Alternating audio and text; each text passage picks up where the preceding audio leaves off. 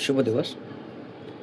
मान्यवरती मान्यवर आपल्याला काही लोकांच्या बाबतीत चामखिळा पाहायला मिळतात. काही व्यक्तीच्या मान्यावरती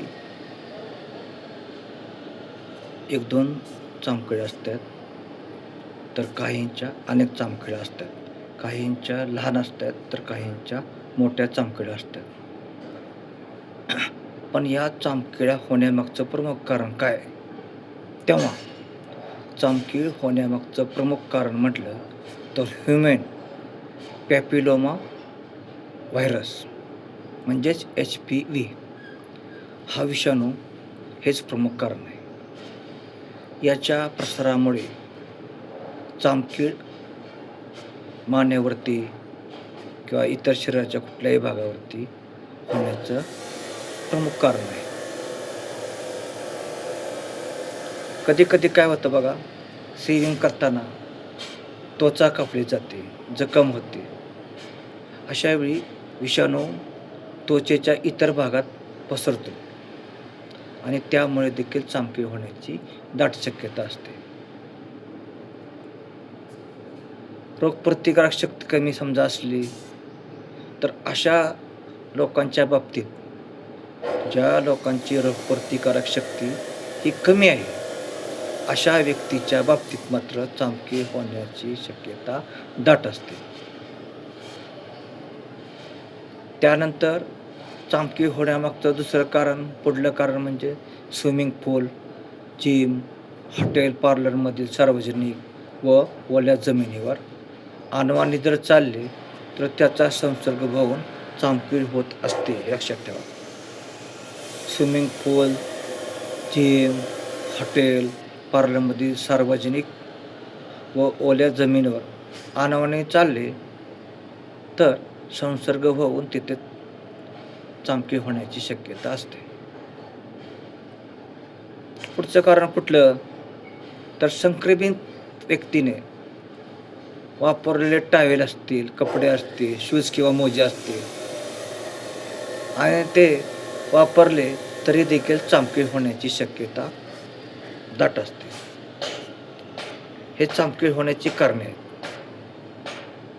किंवा बाधित व्यक्तीच्या त्वचेला थेट संपर्क केला तर विषाणू सहजपणे पसरतो.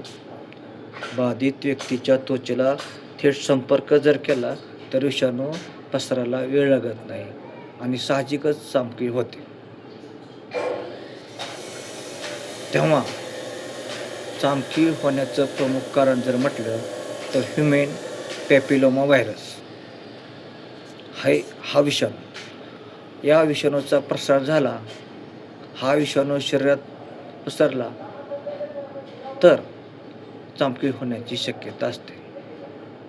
किंवा बाधित व्यक्तीच्या त्वचेला जर थेट संपर्क आला तरी देखील तो विषाणू सहजपणे आपल्या शरीरामध्ये पसरतो आणि चामखीळ होत असते. संक्रमित व्यक्तीने जर वापरलेले कपडे असतील, शूज असतील, टावेल असेल, मोजे असतील,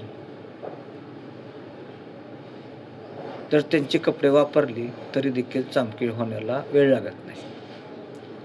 तसेच स्विमिंग पूल, जिम, हॉटेल, पार्लरमधील सार्वजनिक ठिकाणे, ओल्या जमिनीवर अनवाणी पायाने चालणे यामुळे देखील संसर्ग होतो आणि साहजिकच चामखीळ होते. तसेच रोगप्रतिकार शक्ती जर अतिशय कमी असेल, इम्युनिटी पॉवर जर कमी असेल तर अशा व्यक्तींना चामखीळ होण्याची शक्यताही जास्त असते. त्यामुळे चामखीळ असणाऱ्या व्यक्तींनी आपली स्वतःची रोगप्रतिकारक शक्ती वाढवण्यासाठी लिंबूवर्गीय फळे आवर्जून खावीत. आपल्या आहारामध्ये लिंबूवर्गीय फळांचा समावेश करावा.